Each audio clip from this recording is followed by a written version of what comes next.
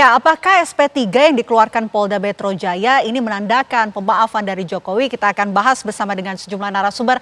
Saya akan sapa satu persatu. Di sebelah kanan saya sudah hadir Abdul Ghafur Sangaji, pengacara Roy Suryo CS. Selamat malam, Bang Sangaji. Selamat malam, Mbak Sehat Fena. ya, Bang Sangaji? Alhamdulillah sehat, Alhamdulillah. Di sebelah Bang Sangaji juga kami hadirkan Irjen Pol Purnawirawan Arianto Sutadi, penasihat ahli Kapolri. Selamat malam, Pak Arianto. Mbak Fena. Sehat, Pak? Alhamdulillah. Di sebelah Pak Arianto, ini ada Bang Ade Darmawan, pelapor Roy Suryo CR. Selamat malam Bang Ade, sehat? Selamat malam, sehat selalu. Alhamdulillah semuanya sehat. Kita awali terlebih dahulu ke Bang Sangaji. Bang Sangaji, kalau dari Roy Suryo CS melihat SP3 yang dikeluarkan untuk Egy Sujana dan juga satu lagi ini ada Lubis, ini bagaimana kemudian respon dari Roy Suryo CS? Pertama kami melihat SP3 ini kan diawali dengan adanya pertemuan di Solo ya, Mbak Fena ya. Dan pertemuan di Solo itu sebetulnya kami tidak kaget. Karena pada saat dilakukan gelar perkara khusus pada tanggal 15 Desember yang lalu, ini Bang Adi juga hadir pada sesi pertama, kebetulan saya hadir untuk sesi pertama dan sesi kedua. 3 anggota tim kuasa hukum Bang Egy dan kemudian Damai Hari Lubis itu memang quote and quote sudah menyerah terhadap proses hukum ini gitu. Bahkan sebelum mereka melihat ijazah yang ditunjukkan dalam gelar perkara khusus itu, mereka sudah meminta supaya status tersangkanya Bang Egy ini ditinjau ulang atau direview. Jadi sebetulnya ini bukan sesuatu yang mengagetkan gitu ya, karena memang mereka sudah menyiapkan langkah itu. Dan kemudian puncaknya itu kan pada saat Mas Roy membuka laporan Polda Metro Jaya terhadap 7 orang pendukung Pak Jokowi dan kami umumkan pada hari yang sama itu beberapa jam kemudian Bang Egy sudah datang ke Solo bertemu dengan Pak Jokowi gitu ya. Itu fakta yang tidak bisa kita bantah. Kemudian yang kedua, dari sisi SP3 ini memang adalah kewenangan penyidik yang diatur dalam KUHP baru, yaitu di pasal 24 KUHP yang baru, bahwa penghentian penyidikan itu bisa dasarnya karena adanya restoratif justice, bisa juga karena adanya daluarsa penuntutan, bisa juga karena dasarnya tersangka meninggal dunia, dan bisa juga karena alasan-alasan lain yang bisa dipertimbangkan gitu. Jadi ini betul-betul pelaksanaan dari ketentuan pasal 24 KUHP yang baru ya, yaitu Undang-Undang Nomor 20 Tahun 2025. Nah, SP3 inilah adalah SP3 yang pertama kali dalam sejarah KUHP dan KUHP kita yang baru yang diberlakukan sejak tanggal 2 Januari 2026. Jadi ini benar-benar adalah benar-benar adalah SP3 pertama kali dalam sejarah KUHP yang baru. Nah, kalau kita bicara soal restoratif justice, aturan-aturan restoratif justice ini kan dahulunya diatur secara terpisah-pisah. Pada setiap tingkatan penegakan hukum itu punya aturan sendiri-sendiri gitu ya.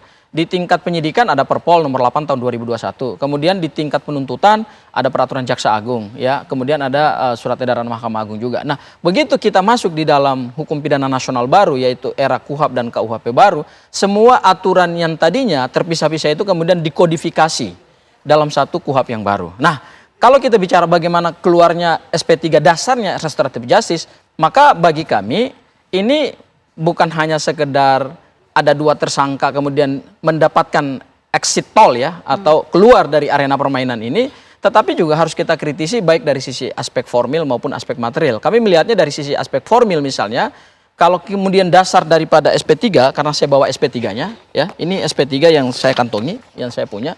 Nah, kalau kita baca rujukannya, rujukan dari SP3, ini SP3 atas nama Damai Hari Lubis. Ya, kami diberikan akses terhadap surat ini. Kalau kemudian kita baca rujukannya ini A sampai huruf M, itu rujukannya justru tidak menyebut adanya dasar kesepakatan perdamaian antara Pak Joko Widodo dengan 2 tersangka lainnya. Jadi artinya secara aspek formil ada rujukan yang tidak dilaksanakan oleh penyidik Polda Metro Jaya dengan baik gitu, yaitu di ketentuan pasal 79 KUHP yang baru bahwa harus ada surat kesepakatan perdamaian dan kemudian berdasarkan pasal 79 ayat 4 itu harus ada pencabutan LP. Nah, di rujukannya ini nggak ada pencabutan LP dan dasar kesepakatan singkat perdamaian. Saja, jadi Roy Suryo CS tetap melakukan perlawanan hukum? Mas Roy tadi malam saya konfirmasi karena kemarin saya baru tiba dari Singapura. Saya konfirmasi dengan Mas Roy tadi malam. Mas Roy mengatakan bahwa sama sekali tidak ada dampak untuk menyurutkan perjuangan ini. Jadi Mas Roy tetap konsisten untuk terus berjuang sampai kemudian ada kepastian hukum terkait dengan status ijazah Pak Joko Widodo yang menurut penelitian mereka 99,9% adalah palsu. Oke, saya mau ke Bang Ade. Respon setelah dikeluarkan SP3 untuk Egy Sujana dan juga Damai Hari Lubis, seperti apa? Segala sesuatu yang baik, kami pasti tentunya mendukung. Apalagi itu diatur dalam KUHP yang baru. Ya, walaupun saya belum baca semua itu. Artinya sudah diatur dan ini adalah instrumen hukum. Jadi setiap instrumen hukum yang ada di Republik ini itu ya wajib kita jalankan kan. Tidak ada masalah, bisa kita jalankan, bisa menolak. Tetapi sepanjang yang dikatakan tadi Bang Gofur bahwa persyaratan-persyaratannya itu terpenuhi. Nah perlu diingat juga bahwa di sini kan ada dua sebenarnya persoalan yang ada. Ada delik umum dan ada delik aduan absolut. Kalau delik umum itu kewenangan dikembalikan kepada penyidik. Karena pelapor pada dasarnya itu sudah menyerahkan kepada negara. Maka negara itu hadir ketika Kepolisian Negara Republik Indonesia memanggil kami. Dia menyampaikan ini seperti apa. Nah ini kita kembalikan ke kepolisian. Apakah bisa dilakukan restorasi? Monggo. Kami tetap mendukung, artinya hal-hal yang baik. Terkait laporan Bapak Insinyur Joko Widodo juga, ya beliau juga ya seperti yang kita lihat di berita-berita kan, bahwa ada kunjungan, kemudian terjadi pembicaraan, ya terlepas ada perdamaian atau tidak, saya juga belum melihat itu. Tetapi yang kami lihat di Polda Metro Jaya adalah lembaran permohonan.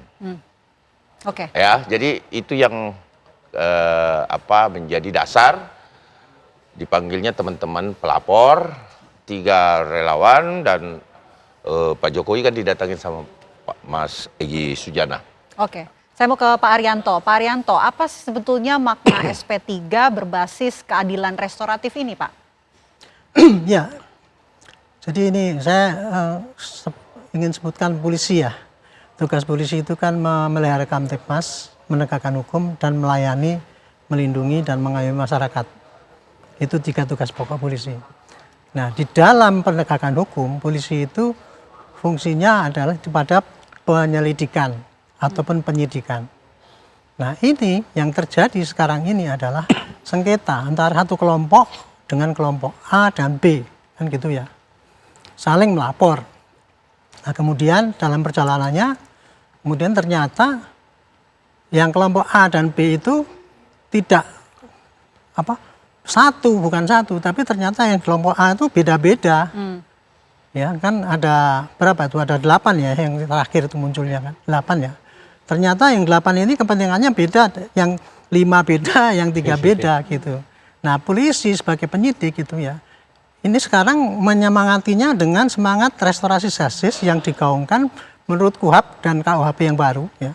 Karena sistem peradilan kita itu sekarang ya, untuk melakukan penyidikan itu bukan semata-mata mencari tersangka, kemudian mencari bukti, mencari tersangka, kemudian untuk ditangkap tersangkanya, kemudian untuk dipidanakan, bukan itu.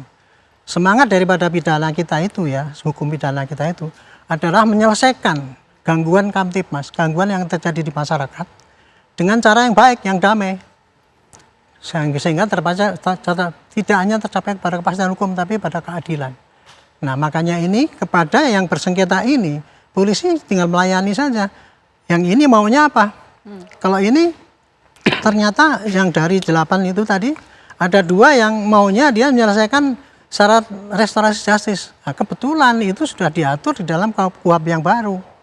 Kalau dulu ya, yang namanya restorasi justice itu dulu melanggar hukum itu.